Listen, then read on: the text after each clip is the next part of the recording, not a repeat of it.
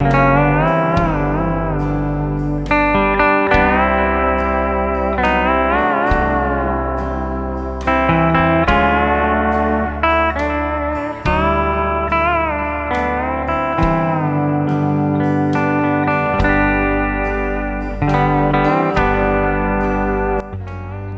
dans le Seigneur, vous qui suivez cette émission dans tous les coins du monde,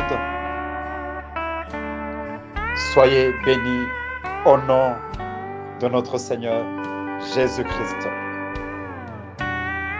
Nous voulons lire la parole de Dieu dans l'épître de Paul aux Éphésiens chapitre 6-12, où il est écrit: car nous n'avons pas à lutter contre la chair et le sang, mais contre les dominations, contre les autorités, contre les princes de ce monde de ténèbres, contre les esprits méchants dans les lieux célestes. Que Dieu bénisse sa parole. Bien-aimés, avant d'aborder cet enseignement, je bénis le Seigneur pour l'espace qu'il m'accorde afin de partager sa parole. C'est une occasion unique à son genre. Comme je l'ai dit dans la première partie, nous sommes à l'époque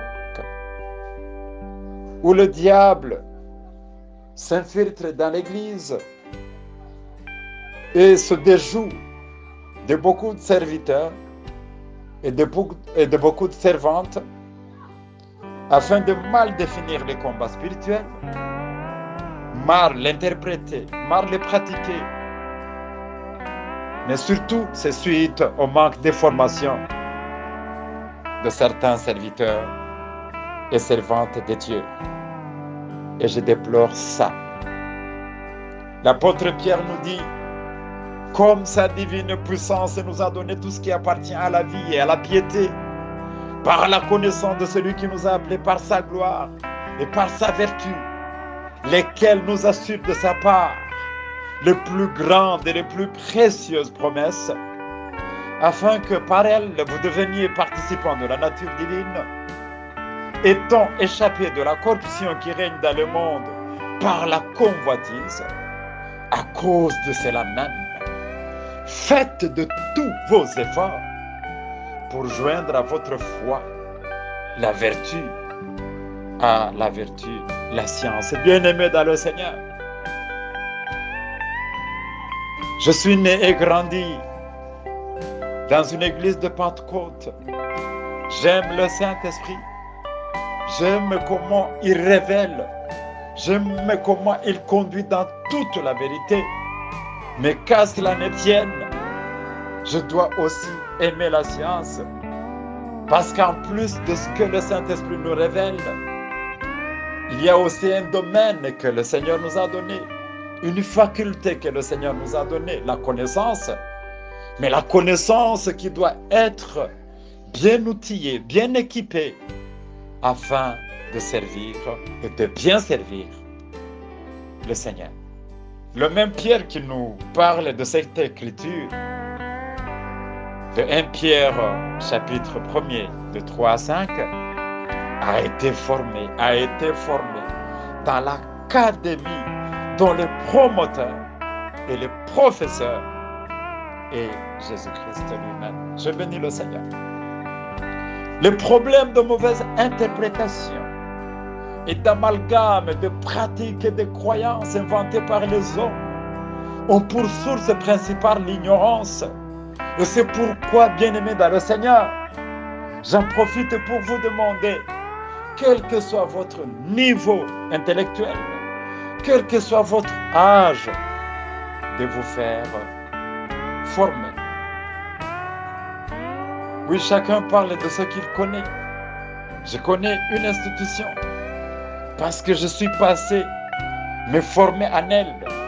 C'est le Centre universitaire de missiologie, une institution qui forme les serviteurs et les servantes de Dieu en provenance des églises évangéliques sans exception.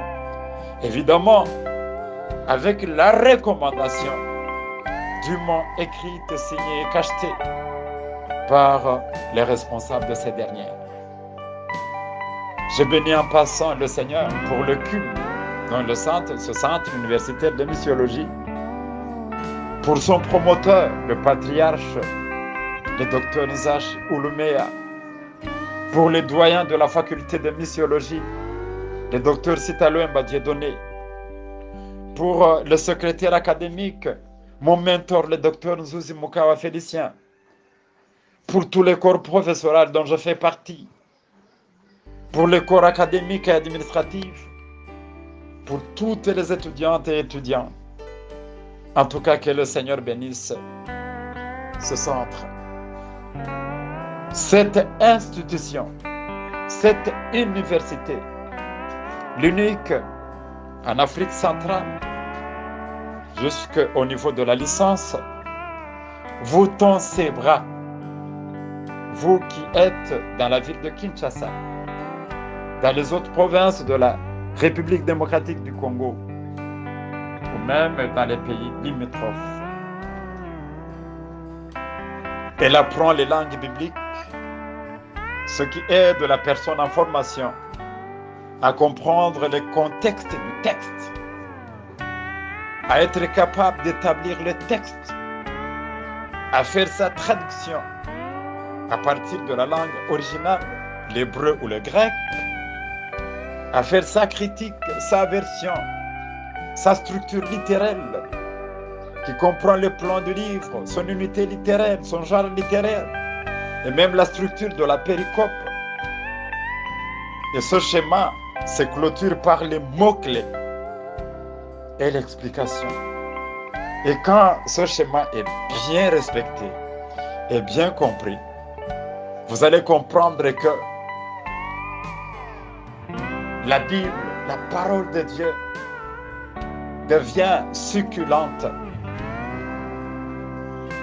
devient comme une mine d'or où l'on creuse beaucoup de richesses. Et le Saint-Esprit, derrière ce chemin, encore nous amène très loin dans les profondeurs de la parole de Dieu.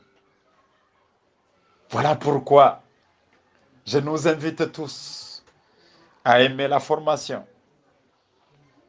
Au centre universitaire de missiologie, dans cette université, dont la faculté, qui est, je crois, à sa 30e promotion, en plus des langues bibliques, elle apprend aussi des sciences humaines, ainsi que d'autres cours concernant cette faculté de missiologie.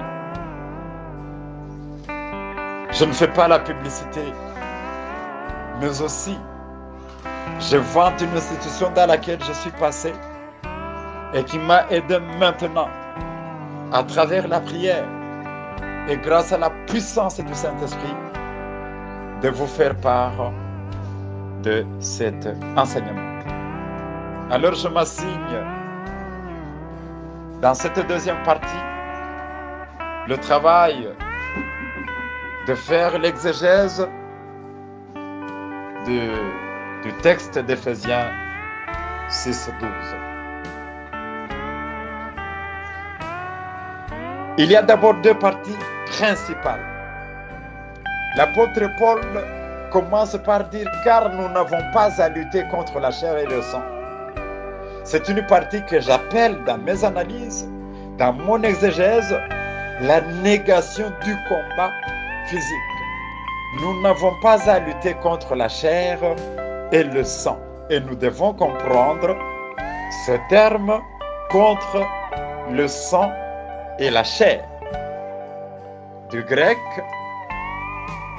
ce terme contre le sang et la chair est bien expliqué en grec, pros, aima, kai, sarka. Pros, aima, kai, sarka. C'est un terme qui veut nous dire que le combat consiste à ne pas l'appréhender du point de vue physique, parce que cela conduit à considérer le prochain comme ennemi ou adversaire. C'est merveilleux de comprendre ça. Quand l'apôtre commence par la négation du combat physique, nous ne luttons pas contre la chair et le sang, il veut nous dire que nous ne devons pas considérer le prochain comme ennemi ou adversaire. Nous ne devons incriminer personne ou culpabiliser personne en le prenant pour cause des malheurs, comme cela est de coutume dans la tradition africaine. Vous comprenez qu'il y a à comprendre que l'apôtre, grâce à son entremise avec le Saint-Esprit, nous apprend à ne pas prendre le combat spirituel dans le sens physique. Nous savons, si nous visitons certaines églises locales, qu'aujourd'hui, ce qui se passe dans nos églises, c'est la chasse au diable, la chasse aux sorciers, la chasse aux féticheurs. Non, mes amis, rentrons dans la parole de Dieu. Cherchons à comprendre la parole de Dieu. J'ai essayé de faire des analyses, d'approfondir mon exégèse. Et j'ai eu à rencontrer la réflexion du réformateur Jean Calvin, qui dans les commentaires bibliques du disciple de 1999, cet auteur réfléchit sur l'expression le sang et la chair et dit: ces paroles doivent nous revenir à la pensée toutes les fois que, provoqués par les offenses des hommes, nous sommes tentés de nous venger. Car, tandis que la passion naturelle nous soulève contre les hommes, nous serons retenus de cette folle ardeur par la pensée qu'ils ne sont eux-mêmes que des traits qui nous sont lancés par la main de Satan. Pendant que nous nous occupons à les repousser, nous nous exposons à tous ces coups. Alors nous luttons contre le sang et la chair, et cela sans succès. Bien plus, la lutte devient nuisible. Il faut donc attaquer cet ennemi qui, de sa retraite, nous envahit et nous blesse, qui même, avant que nous nous doutions de sa présence, peut nous tuer. Bien-aimés dans le Seigneur, selon la réflexion de Jean Calvin, nous ne nous attaquons pas aux hommes. Il serait difficile de dire en termes positifs, que ne le dit l'apôtre Paul, qu'il y a, outre la corruption naturelle de l'homme, une puissance du mal beaucoup plus grande au royaume des ténèbres auquel les méchants sont asservis et qui est en lutte continuelle contre le règne de Dieu et ceux qui lui appartiennent. Dans le langage de l'Écriture, le sang et la chair, c'est la nature humaine, par opposition à la condition des esprits purs et des êtres revêtus d'un corps, mais d'un corps plus délié que le nôtre et que l'Écriture appelle le corps spirituel. 1 Corinthiens 15, 44. Au sens figuré du terme, suivre et servir Jésus-Christ est un combat, car l'engagement et la persévérance sont difficiles. Luc 13, 14. Satan mobilise l'armée des esprits du mal pour terrasser les chrétiens. C'est ce que nous avons lu aux Éphésiens 6, 12.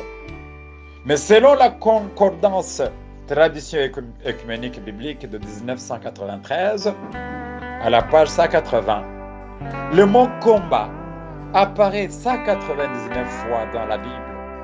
Divers mots l'expriment en hébreu: Milhamad, Laham, Kerav, Garad, Skava, Tagaf, Mesher, Halak. Mais en grec, le combat c'est polemos. À plusieurs reprises, la Bible, en parlant du combat, fait mention de straïa. Ézéchiel 13, 5, Daniel 7, 21, 22, Romains 13, 12, 1 Corinthiens 9, 24, 27, 2 Corinthiens 10, 3, 4, il y a beaucoup de passages.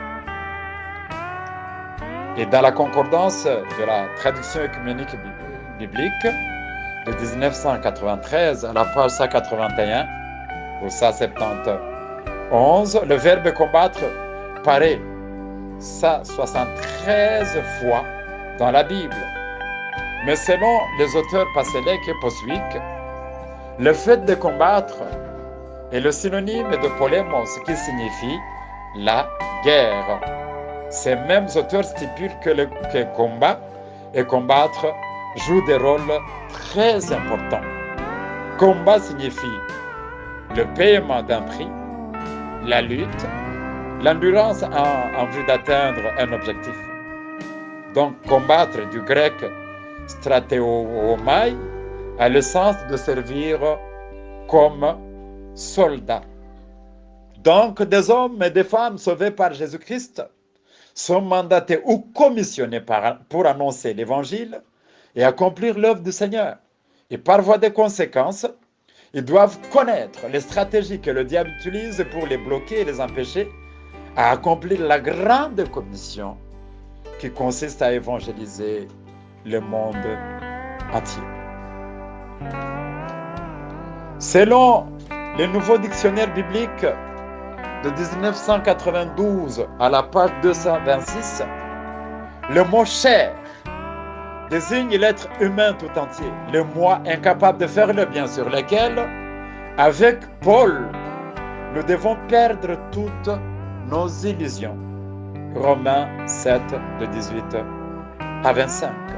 Cette chair existe encore chez le croyant et ne peut être ni améliorée ni sanctifiée. Il faut qu'elle soit crucifiée, tenue en échec par la soumission à la présence et à la puissance du Saint-Esprit. Pour cet effet, d'après cette analyse, je partage l'avis de Calvin et même les commentaires du Nouveau Dictionnaire biblique, dans ce sens que le sang et la chair dont parle Paul ne signifie pas purement et simplement un combat physique. S'il en était ainsi, il serait autorisé à l'homme de se venger contre lui-même ou contre son prochain. Le deuxième point concerne les combats spirituels, subdivisés en 3 cibles principaux du combat spirituel. L'apôtre dit, car nous n'avons pas à lutter contre la chair et le sang, mais contre les principautés. Voilà le premier cible du combat spirituel. Nous luttons contre les principautés. Contre les principautés. En grec, contre les principautés signifie tas, exoutas, dont ce groupe de mots a été remplacé par un seul mot, méthodias, qui signifie manœuvre trompeuse. D'après l'exégèse, les principautés, contre les principautés, signifie que nous luttons contre les manœuvres trompeuses du diable. Ici, il s'y est de comprendre que dans le monde spirituel, il existe une hiérarchie. Pour réussir dans le combat spirituel, il faut au préalable connaître son adversaire. Lorsqu'on parle des principautés, il s'agit des êtres surnaturels de premier rang, œuvrant de manière rusée sous l'empire du diable. Ceux-ci ont la garde des nations et des royaumes. Oui, j'ai essayé de consulter certains auteurs à ce propos et j'ai aimé lire ou découvrir MacArthur qui déclare que l'ennemi le plus important, qui déclare que l'élément le plus important est de connaître l'ennemi, ne pas le surestimer, ni de se préoccuper de lui. Il est capital de discerner que le diable, pour accomplir sa volonté, utilise beaucoup de manœuvres, à savoir la séduction, les pièges, les tentations, l'immoralité, les empêchements, les accusations. Mais aussi, il y a un autre auteur, MacDonald, qui ajoute que les armées de Satan se vouent à empêcher et à obstruer avec beaucoup de ruse l'œuvre de Christ et terrasser le soldat individuel. De la pensée de ces auteurs, à mon avis, je réalise que le chrétien doit prendre garde, veiller sur toute chose que Satan peut mettre sous son contrôle, tels que les désirs charnels, la jalousie, l'amertume, la haine, la colère, les addictions, les habitudes du péché. Bien-aimés dans le Seigneur, en ce temps de la fin, le diable ne trompe pas de manière occasionnelle. Au contraire, il s'acharne à égarer l'humanité, à aveugler l'esprit des incroyants, à les maintenir éloignés de Dieu. Il use de toutes les méthodes à sa disposition. Et afin d'éviter ces manœuvres, il est utile de garder présentes à l'esprit les quelques suggestions telles que s'analyser dans la prière, demeurer dans la vie de prière, écouter les conseils des autres, se nourrir régulièrement de la parole de Dieu et même des ouvrages chrétiens. Vu étant donné qu'en cette période du temps de la fin, Satan continue de répandre un flot de mensonges et de tromperies, il faudrait que chaque chrétien soit résolu à ne pas tomber dans un piège subtil. Il faudrait que chaque chrétien soit capable, bien-aimé dans le Seigneur, d'identifier, de rejeter les ruses du diable en vue de préserver sa communion, sa relation avec Dieu. Passons aux deuxième cible du combat spirituel, car nous luttons contre les pouvoirs, contre les dominateurs des ténèbres d'ici-bas. Bien-aimés dans le Seigneur, en grec, c'est bien dit, c'est bien expliqué. Contre les pouvoirs et contre les dominateurs en grec, tous kosmokratos, tou skotous, tous kosmokratos, tou skotous. C'est un groupe de mots qui signifie les règles de ce monde de ténèbres. Donc les pouvoirs et les dominateurs des ténèbres d'ici-bas contre lesquels nous luttons sont des règles de ce monde de ténèbres. Bien-aimés dans le Seigneur, sachons que notre monde actuel surtout est rempli de plusieurs règles. Nous pouvons croire que c'est le Parlement qui a voté certaines lois, d'accord? Mais, faisons attention, car il y a des chefs, des dominateurs qui se servent de plusieurs systèmes sataniques, de commandements, de lois, de décrets ou d'ordonnances pour gouverner, soumettre et assouvir l'homme en général et le chrétien en particulier.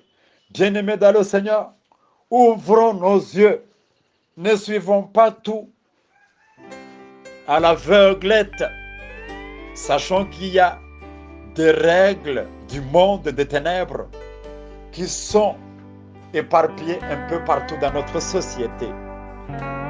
Les commentaires du Nouveau Dictionnaire biblique de 1992 à la page 1660 relatent que dans la Bible, un prince est un souverain, un chef ou un administrateur. Daniel 6, 2 à 3. Ésaïe, chapitre 1er, le 14e verset. Dans tous les domaines du combat spirituel, que ce soit contre le diable, les puissants des ténèbres ou l'esprit du monde contre la chair et le péché, il y a des règles à respecter pour remporter la victoire.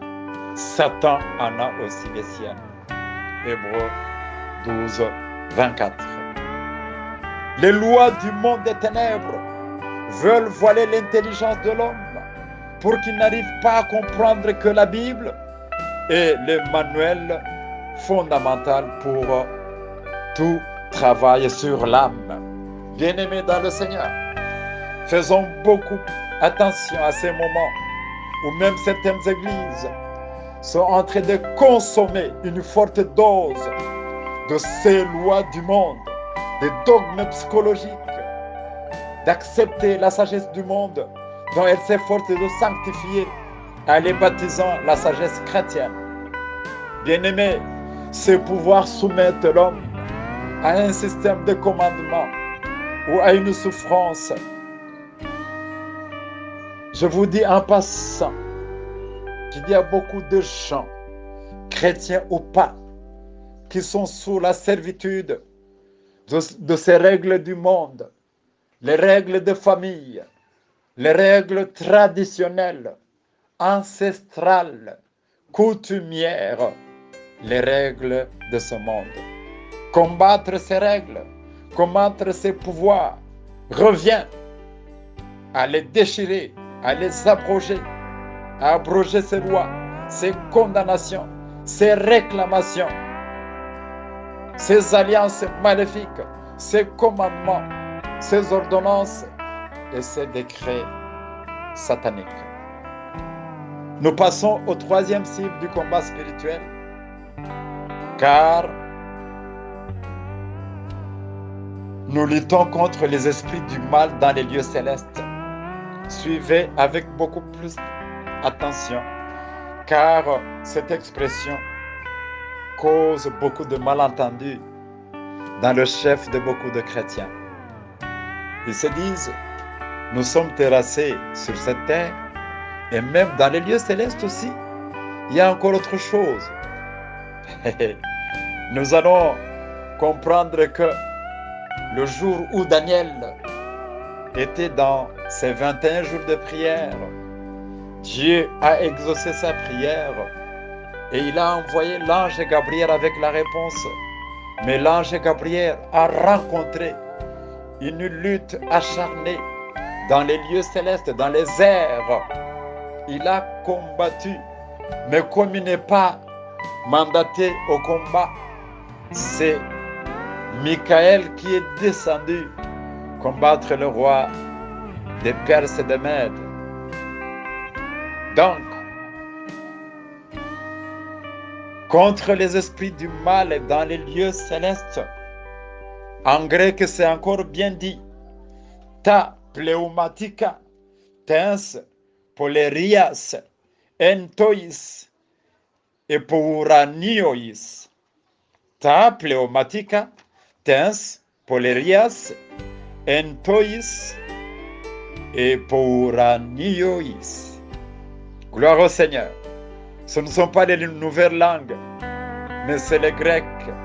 Ça signifie les esprits du mal ou de l'iniquité dans les cieux.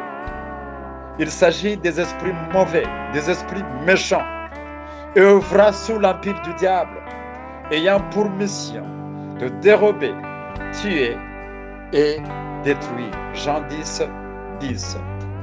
Je sous-entends que cette expression est un langage, car ces esprits ne sont pas stationnés dans un lieu fixe, mais ils sont répandus dans tout l'espace. J'ai eu la grâce de lire mon ode dans un ouvrage qui date de très longtemps, en 1877, de la page 37 à 45, où il dit que beaucoup de théologiens et missiologues ont fait des recherches à ces concepts, donc au concept des esprits du mal dans les lieux célestes. Leurs réflexions convergent à dire que l'esprit du monde reflète une haute organisation démoniaque et sophistiquée dont la hiérarchie montre l'existence des démons. Le mot ciel a un sens fort étendu et peut être l'acception, dans laquelle on doit le prendre. Ce serait alors la partie inférieure de la région céleste ou la partie supérieure de l'atmosphère qui serait assignée pour demeure aux esprits malins. Bien-aimés dans le Seigneur, nous comprenons que dans l'espace ici, dans les airs, dans l'atmosphère, il y a une quelconque hiérarchie des démons. Satan et ses démons envoient constamment dans l'air ou dans l'atmosphère des ondes invisibles et inaudibles qui prennent forme dans l'esprit des êtres humains séduits par les anges déchus. Ce qui veut dire que notre combat spirituel, nous les enfants de Dieu, nous les serviteurs de Dieu, les véritables disciples de Christ, ne nous vient pas d'une direction physique bien précise et n'est pas non plus simple que l'on peut le croire. Nous luttons contre des mauvais esprits, méchants et impurs qui errent ça et là et qui cherchent des demeures. Matthieu 12, de 43 à 45. La mission de ces mauvais esprits est de tourmenter les hommes. Alors, de cette analyse, nous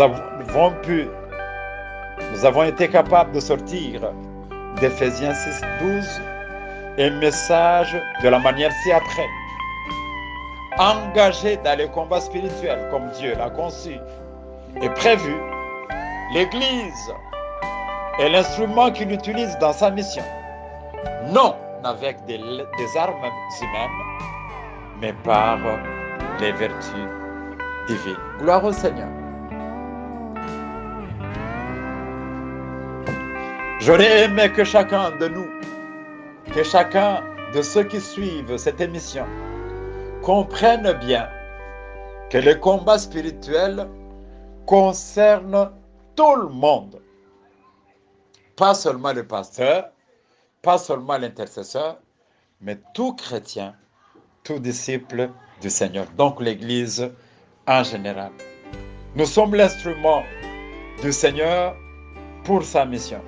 Alors notre combat ne consiste pas à utiliser des armes humaines, mais des vertus divines. Nous passons maintenant au parcours biblique. Nous voulons faire un parcours de la Genèse à l'Apocalypse pour présenter les preuves bibliques du combat spirituel, l'écho du combat spirituel dans l'Ancien, dans le Nouveau Testament, ainsi que dans l'histoire de l'Église. Que le Saint-Esprit nous aide à comprendre certaines vérités de Dieu sur les combats spirituels. Ça ne date pas d'aujourd'hui. Bien-aimés dans le Seigneur, les combats spirituels dans l'Ancien Testament,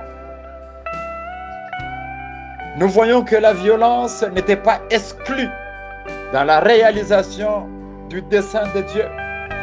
Le peuple d'Israël menait les combats au nom de Dieu. C'était pour garantir la présence de Dieu et son témoignage dans le monde. D'où la nécessité pour certains prophètes, dont notamment Jérémie, de faire preuve de discernement pour vérifier la nature de cette violence et refuser que la promesse de Dieu soit mise à l'épreuve du seul succès guéri. Ainsi, nous avons choisi quelques exemples bibliques qui démontrent les Pentateuques, enfin les combats spirituels. Dans les Pentateuques, ou dans les 5 livres de Moïse, nous avons pris quelques exemples. Le premier, c'est Abraham, bien-aimé dans le Seigneur. Quand nous lisons Genèse 14, verset 8, nous voyons une histoire passionnante dans laquelle le terme combat apparaît pour la toute première fois dans l'histoire biblique. Abraham, nomade, sans propriété foncière, est vainqueur de 4 rois, ce qui était une préfiguration de la promesse concernant le pays de Canaan. Dans ce combat, il y a en face de l'homme de la foi, d'un côté les armées des rois envahisseurs, mais de l'autre côté son armée. Abraham s'était d'avance préparé à la guerre en formant une armée. Et dans la suite des temps, lorsque les rois de Sodome et de Gomorrhe capturèrent Lot, son neveu, il expédia son armée combattre ces rois afin de sauver Lot et ceux qui étaient capturés avec lui. Genèse 14. Après ces événements, l'Éternel s'adressa à Abraham dans une vision et lui dit: ne crains rien, je suis ton bouclier. Genèse 15, le premier verset. Dieu fit alliance avec Abraham et promit que ses descendants posséderaient Canaan et qu'ils seront préservés. Le deuxième personnage dans les combats spirituels, dans le livre de Pentateuque, c'est Joseph. Joseph, dont il est question ici, est le 11e fils de Jacob, l'aîné de Rachel. Genèse 30, de 22 à 24. Cet homme fut le favori de Jacob, car il était le fils de sa vieillesse. Comme source de son combat, son père lui fit un vêtement semblable à celui des jeunes de la noblesse. Genèse 37, 3. Cette préférence paternelle excita la jalousie des frères aînés. Une autre source de combat pour Joseph se manifeste lorsqu'il relate 2 rêves qui annonçaient que son père, sa mère et ses frères s'inclineraient devant lui. Les aînés furent toujours indisposés contre le jeune homme Joseph. L'histoire de Joseph dépeint d'une manière admirable son grand antitype Jésus-Christ qui devait souffrir et des gloires qui suivraient. 1 Pierre, chapitre 1er, le 11e verset. Si nous considérons Joseph dans la fosse et dans la prison, puis ensuite comme gouverneur de toute l'Égypte, nous comprendrons bien la nécessité de ne pas céder au combat, mais d'aller jusqu'au bout, regarder la croix avec des lunettes spirituelles, et puis le trône de majesté dans les cieux. Ce formidable parcours accompli par Joseph, de simple esclave étranger vendu à un notable égyptien, et il devient par après, en l'espace de quelques années, du fait de sa vaillance au combat, le personnage le plus important et le plus puissant d'Égypte après les pharaons. Terminons par Moïse dans les 5 livres de Moïse.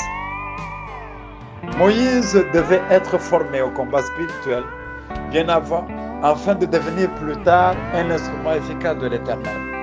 Exode chapitre 2, de 11 à 25, chapitre 4, de 21 à 25. Cette mission de libération n'était pas aussi facile que l'on pouvait le prétendre. Moïse a rencontré de multiples résistances qu'il fallait qu'il use beaucoup de patience. Il s'est servi de bâtons de berger pour affronter ce véritable combat. Et grâce à la droite triomphante de Dieu, les enfants d'Israël furent libérés d'Égypte. La traversée de la mer Rouge est un grand modèle d'intervention de Dieu dans les combats. Dans le combat de Dieu, croyez-moi, peu importe la bataille ou le nombre des ennemis, le respect des principes de Dieu apporte la victoire. Gloire au Seigneur. Passons maintenant au combat spirituel dans les livres historiques. Nous allons découvrir, je crois, 3 personnalités, Josué et David et même Néhémie. Le livre de Josué montre les divers combats auxquels Israël sous la conduite du dauphin de Moïse, étaient confrontés pour conquérir la terre promise et la victoire militaire d'Israël devant des forces païennes. Les chapitres 1er à 5 de Josué relatent les préparatifs pour la conquête. De 6 à 12, les victoires obtenues selon les directives divines et non pas par les techniques de combat de ce monde. Et d'après Josué 7, de 1 à 15, la désobéissance à ces orientations, à ces directives, était automatiquement la défaite. Le cas de la bataille David. Dans plusieurs décennies, les Philistins et les Israélites étaient continuellement en guerre les uns contre les autres. Goliath et le Philistin méprisaient l'armée d'Israël, injuriaient et défiaient le Dieu d'Israël. David, l'un des grands guerriers d'Israël, accepta de relever le défi de Goliath et avec sa foi dans le Dieu d'Israël, par une petite fronde seulement et par 5 cailloux qu'il n'a même pas tous utilisés, il battit le géant et par l'épée de Goliath, il lui coupa sa tête. Il avait acquis une grande expérience de ce combat dans la forêt où il gardait le troupeau de son père. Il a combattu contre un ours et un lion et il les a tués. Il savait bien manier la fronde. Quoique trop jeune, David avait été formé dans une académie militaire de Yahweh. Parlons de Néhémie. Pour concrétiser la mission de reconstruction des murailles de Jérusalem démolies, cet homme Néhémie a combattu contre les opposants. Il a affronté 4 formes de combat. Le premier combat était livré contre Sanballat et Tobidja qui se moquaient de la reconstruction de cette muraille et décourageaient ceux qui travaillaient à ne pas achever l'œuvre. Le deuxième combat consistait à décourager et montrer l'incapacité des Israélites de travailler à la reconstruction des murailles de Jérusalem, Néhémie 4 de 10 à 14. Le troisième était l'avidité de certains juifs complices des ennemis d'Israël, Néhémie 5 de 1 à 13. Et le dernier était la malice de Sanballat, de Tobidja, Gerishem et d'autres Arabes qui complotaient pour faire du mal à Néhémie. Grâce au discernement de ce serviteur de Dieu, il a su lutter contre les faux prophètes qui recevaient des cadeaux afin de donner des fausses prophéties. Néhémie 6, du 1er verset à 12. Sa mission s'est réalisée avec beaucoup de succès, car la main puissante de l'Éternel était avec lui et ses compagnons. Voyons les combats spirituels dans les livres poétiques, où nous allons parler de Job. Job était un homme fidèle à Dieu et Dieu lui-même a rendu témoignage de sa foi. Job, chapitre 1er, verset 8.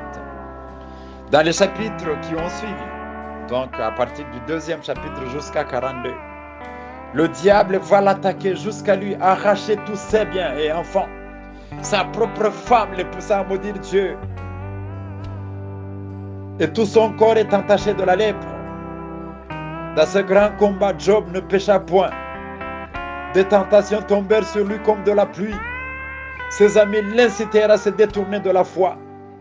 Mais ses combattants endura jusqu'au bout. Dieu le rétablit dans ses droits. Job 42 de 10 à 15.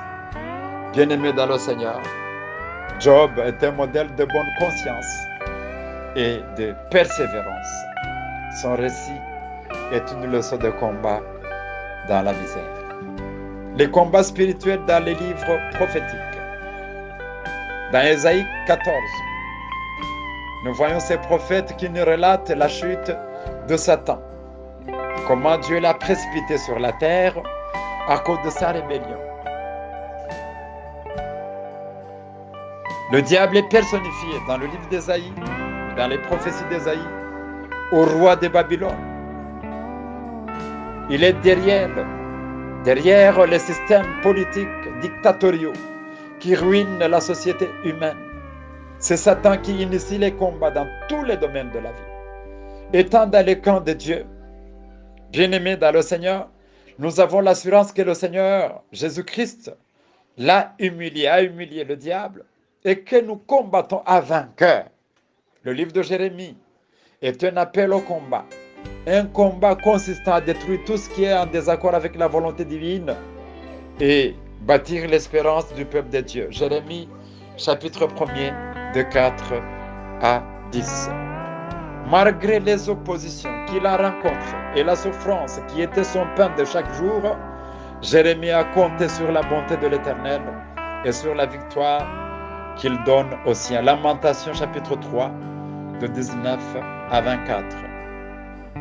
Le livre d'Ézéchiel, au chapitre 28, décrit l'oracle de l'Éternel contre Satan personnifié au roi de Tyr. Le diable, dans son combat contre les enfants de Dieu, cherche à les souiller par les péchés afin qu'ils ne soient pas agréables à leur Dieu et qu'ils n'aient pas la force nécessaire pour accomplir la tâche divine. Le livre de Daniel fait partie des écrits apocalyptiques, des écrits destinés à affirmer la foi des fidèles dans des moments de crise, de combat et d'opposition. Le ministère de Daniel à Babylone montre que la confiance en Dieu est un élément clé de la victoire spirituelle. Le chapitre 1er de ce livre illustre la fermeté et le refus de Daniel et de ses frères de l'idolâtrie à l'époque de l'hellénisation, c'est-à-dire de la colonisation de l'empire gréco-romain. Cet acte signifiait le refus d'apostasie. Dans les chapitres suivants, devant des combats ouverts, ces Hébreux n'ont pas craint la mort. Daniel 3, de 8 à 25. Et par leur foi, ils ont remporté la victoire. Daniel 3, de 26 à 29. Et le roi Nebuchadnezzar a avoué que le Dieu d'Israël est inégalable, incomparable. Après avoir parcouru l'Ancien Testament, bien-aimé dans le Seigneur, et cité quelques exemples, je me rends compte, devons nous rendre compte que la réalité du combat spirituel couvre tous les écrits vétérotestamentaires de l'Ancien Testament.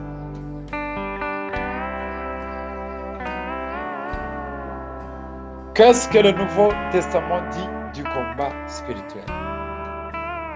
Tandis que dans l'Ancien Testament, les combats explicites contre Satan n'apparaissent que rarement, dans le Nouveau Testament, les combats spirituels est d'une manière permanente depuis les évangiles, à travers la vie de Jésus-Christ lui-même, la vie des disciples, comme Paul.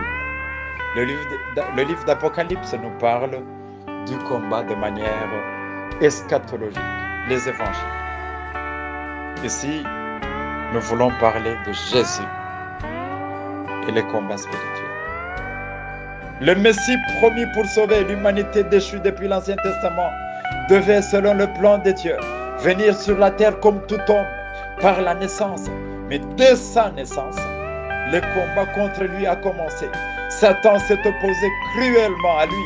Il a cherché à le faire mourir très tôt, mais il n'a pas réussi. Matthieu 2, de 1 à 15.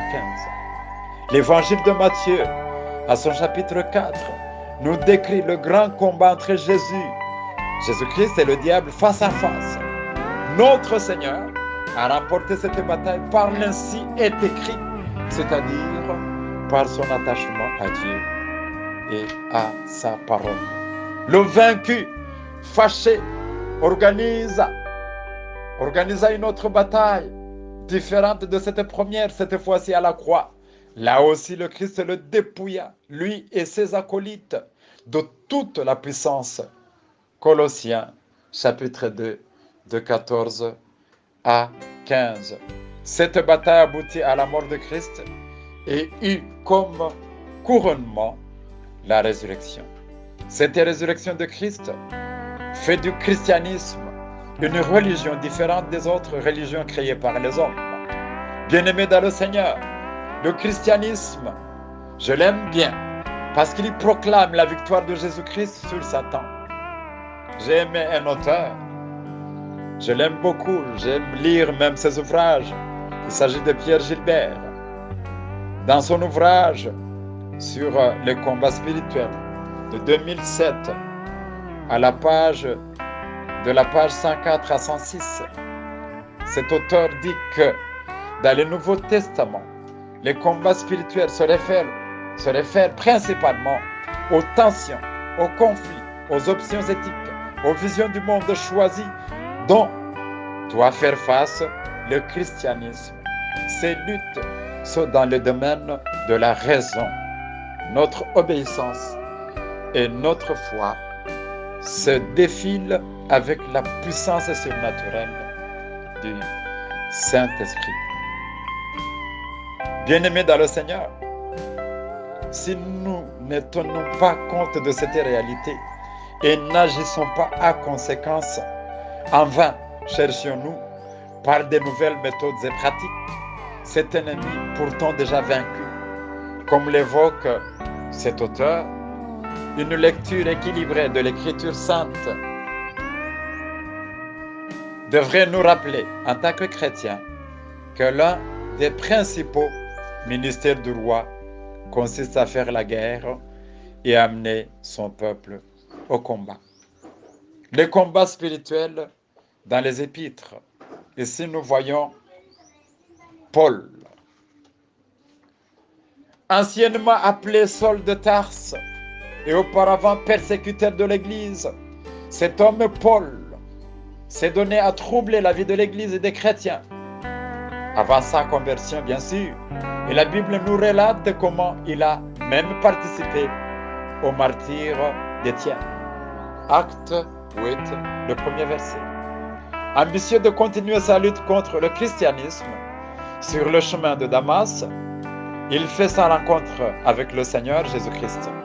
Il reçoit le salut, est engagé au service divin avec la mission d'annoncer l'évangile aux nations, mais aussi à souffrir pour Christ.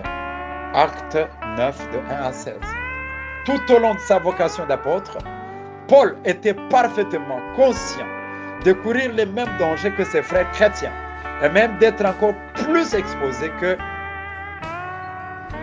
il pensait, il ne se trompait pas, que l'ennemi le viserait particulièrement car le Seigneur lui avait confié un ministère très utile pour implanter des églises au milieu des nations. Acte 9, 15. À maintes reprises, Paul utilise la métaphore militaire et l'applique au ministère apostolique. 1 Corinthiens 9, 7, 1 Corinthiens 10, 3, 1 Thessaloniciens 5, 8, Ephésiens 6, de 10 à 18. Selon l'histoire, cette métaphore militaire apparaît fréquemment chez les religions à mystère où les initiés entrent dans le service militaire de leur Dieu. Dans ses lettres aux églises, il insiste beaucoup sur les combats spirituels comme étant la lutte contre tout ce qui empêche les gens à se convertir en Christ. 2 Corinthiens 4, de 3 à 4, 2 Corinthiens, chapitre 1er, de 4 à 5.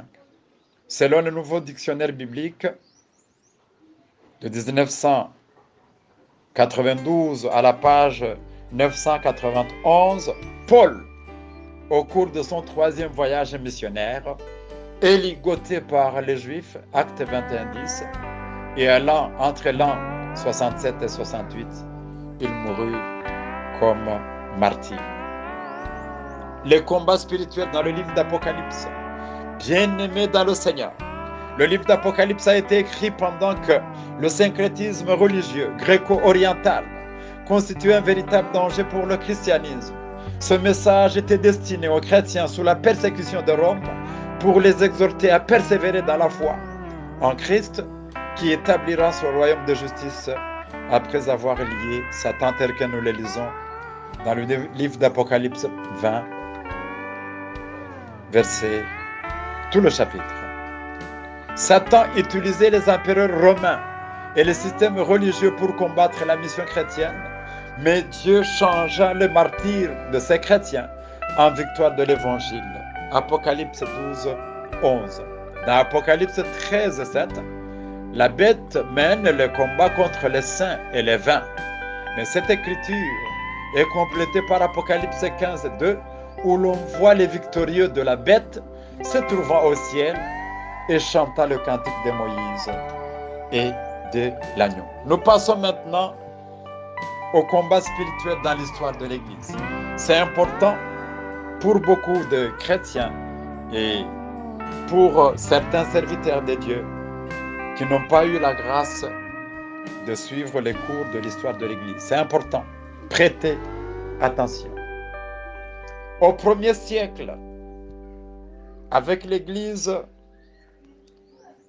appelée apostolique, l'Église primitive, pendant les temps post-apostoliques, l'Église eut affaire à son sein, en plus de l'hostilité du monde païen, un combat affreux contre les hérésies et autres doctrines fort corrompues par le mysticisme et par l'influence de la pensée abstraite et spéculative.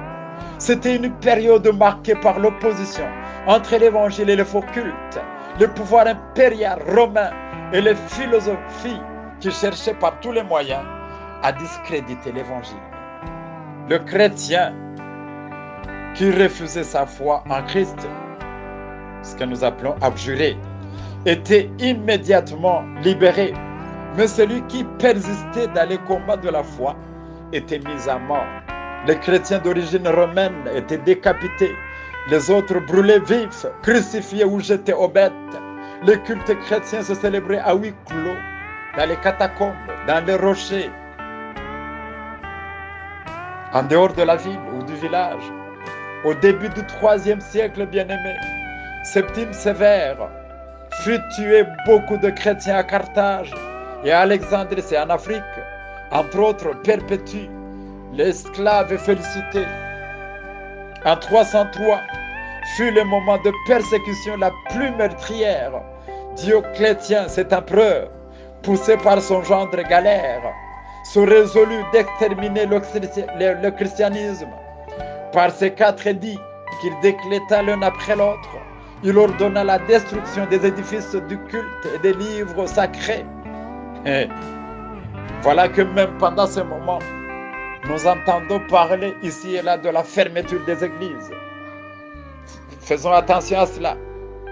Cet empereur Dioclétien mit en prison tous les ecclésiastiques et tortura certains d'entre eux qui n'abjuraient pas. Bien-aimés dans le Seigneur, enfin, cet empereur obligea tous les chrétiens à sacrifier aux idoles. Cette persécution dura 10 ans, car ni l'abdication de Dioclétien, ni la maladie de Galère, suite à laquelle on demanda même aux chrétiens de prier pour lui, ne l'interrompirent. Le nombre de victimes fut énorme, surtout en Orient. Au début du second siècle, Ignace fut martyrisé sous Trajan. Dans la seconde moitié du deuxième siècle, Marc Aurèle persécuta les chrétiens, dont les principales victimes furent Justin Martyr, l'évêque Potin, Bibliade de l'esclave, qui avait abjuré, mais qui, sous les tortures, se souvint des peines de l'enfer et mourut en confessant sa foi. Les martyrs de Lyon, il y a beaucoup à dire là-dessus. Pendant ces dures épreuves, bien-aimés dans le Seigneur, les défenseurs de la foi, que nous appelons communément les apologètes, ont joué un grand rôle dans ces combats contre la foi chrétienne. Nous citons en passant certains d'entre eux, à savoir Justin Martyr, Clément d'Alexandrie, Origène, Tertullien. Les chrétiens de cette époque, par leur courage spécial, maintenaient le témoignage en face de ces difficultés et ne confondaient pas les combats spirituels bibliques aux croyances ou aux pratiques antibibliques. Si l'Église de notre époque, si les chrétiens, les frères et sœurs de notre époque pouvaient être comme ces chrétiens et s'abreuver de cette réalité. Les combats spirituels, depuis le IVe siècle jusqu'au XVIe, à l'époque de l'Église dite impériale ou dominatrice. Ici, l'Église est entre les mains de l'État. À cette époque, tel que le stipule Nicole dans ses écrits de 1986 à la page 44. Des faits extraordinaires sont remarqués comme celui de Julien l'Apostat, le neveu de Constantin, qui, voulant rétablir le paganisme, mourut tôt, tout en s'écriant « Galiléen, tu as vaincu! Galiléen, tu as vaincu !»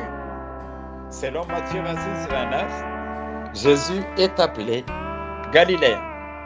Pouvons-nous donc dire que Julien aurait échoué devant la personne du Christ lorsqu'il voulait privilégier le paganisme au détriment du christianisme?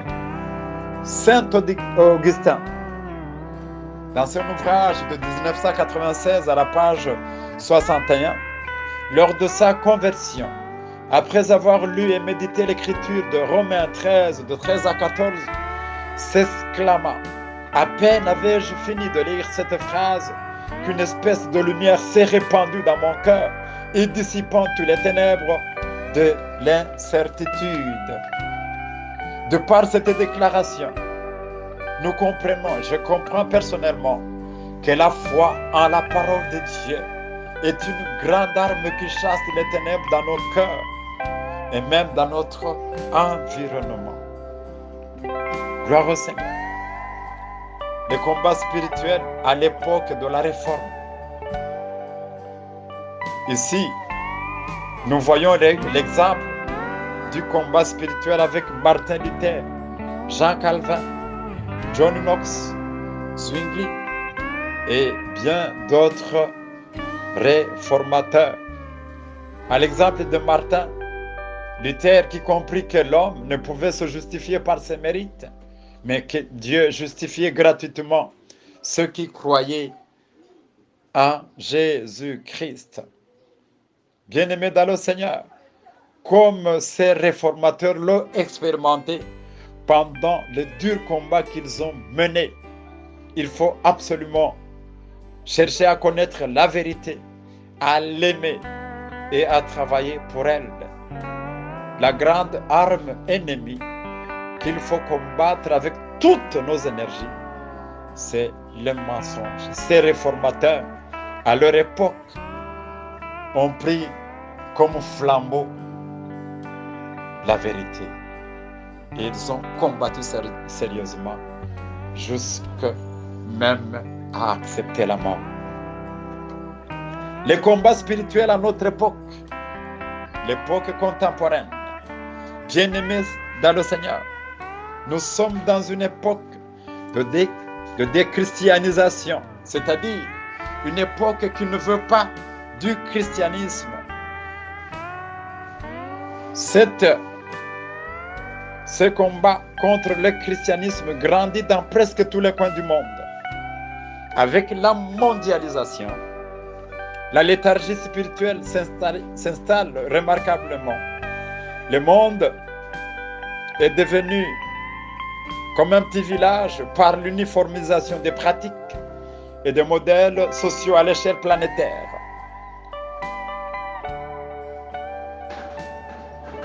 Comme conséquence, notre culture a été homogénéisée. Nous courons la perte de l'identité culturelle et religieuse. Nous vivons sous la sécularisation. Par cette déchristianisation, l'ennemi s'introduit encore pour amener l'Église loin de la vérité biblique. Il s'y implique avec beaucoup de ruse pour chercher à étouffer l'évangile de Christ. De la réforme protestante à nos jours, l'Église est menacée par des courants idéologiques cherchant à lui détourner de la vérité, à fragiliser la mission de Dieu. C'est un combat de longue haleine, mais l'Église est présente et continue son chemin jusqu'aux confins de la terre, comme le Seigneur l'a recommandé. Matthieu 28, de 18 à 20. Même si dans ces derniers temps, les méthodes du combat spirituel ont changé, la parole de Dieu reste la même. Matthieu 5, 18. Après cette longue étude, d'abord l'exégèse, et ensuite le parcours biblique pour identifier et démontrer les preuves bibliques du combat spirituel dans l'Ancien Testament, dans le Nouveau Testament et même dans l'histoire de l'Église.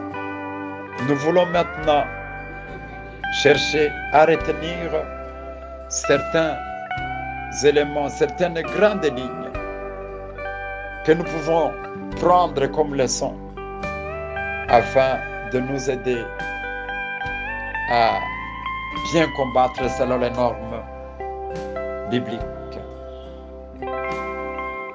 Bien-aimés dans le Seigneur, le diable, à la fin des temps, change au jour le jour ses stratégies de combat dans le temps et dans l'espace. Mais malgré les variations quotidiennes de ces stratégies, l'Église locale, chaque chrétien, est appelé à suivre les impératifs du Seigneur qui demeurent les mêmes et se saisir des vérités uniquement bibliques. Nous ne devons pas céder, avoir la tendance à fonder notre évangélisation sur notre héritage culturel ou traditionnel.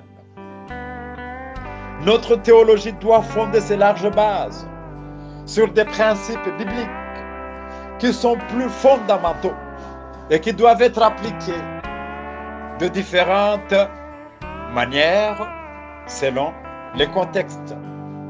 Quel que soit le changement de culture, de valeurs ou de mœurs, l'Église doit éviter de changer sa doctrine, sa ligne de foi et sa soumission à Dieu. Ainsi, par l'étude, l'analyse de cette écriture d'Éphésiens 6:12, sa critique textuelle, sa vérification théologique, son application dans l'histoire de l'Église et même sa contextualisation.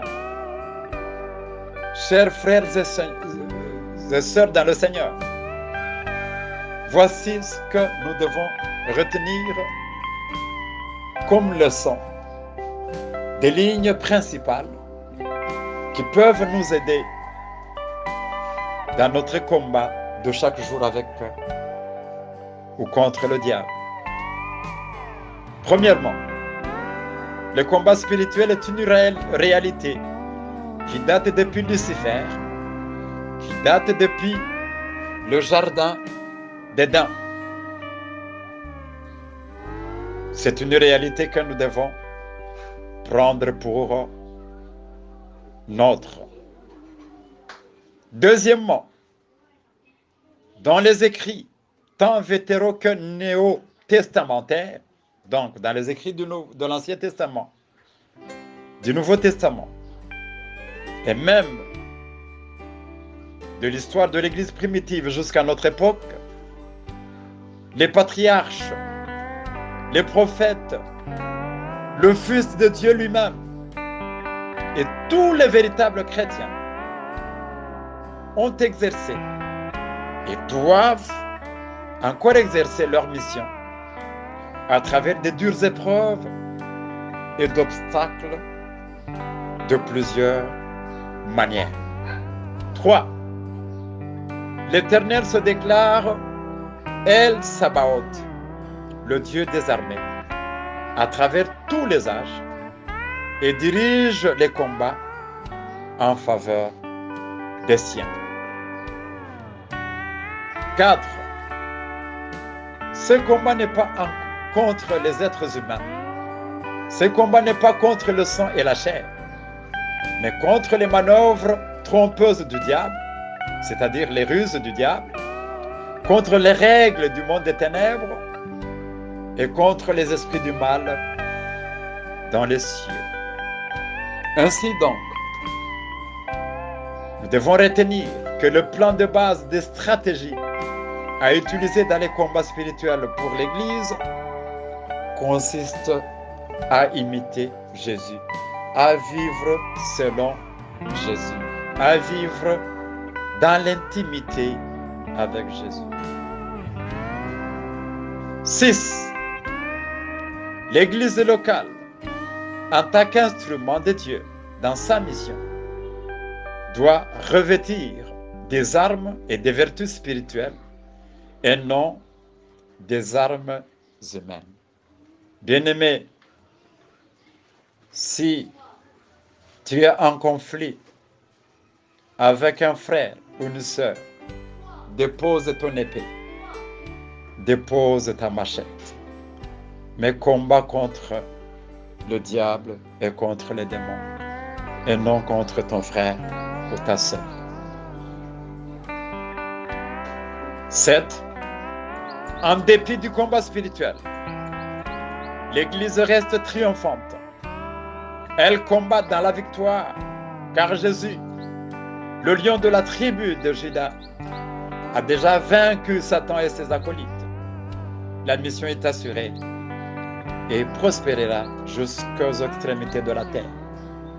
Bien-aimés dans le Seigneur, et surtout vous qui traversez des durs moments, le lion de la tribu de Juda est en train de combattre à notre place. Ne nous en faisons pas. Ne soyons pas troublés. Tournons nos regards vers lui.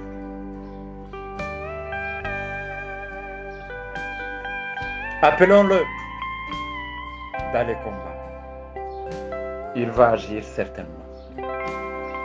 Que la paix et la paix du trône, la paix du Seigneur, soit avec chacun de nous. Au nom précieux de notre Seigneur Jésus-Christ.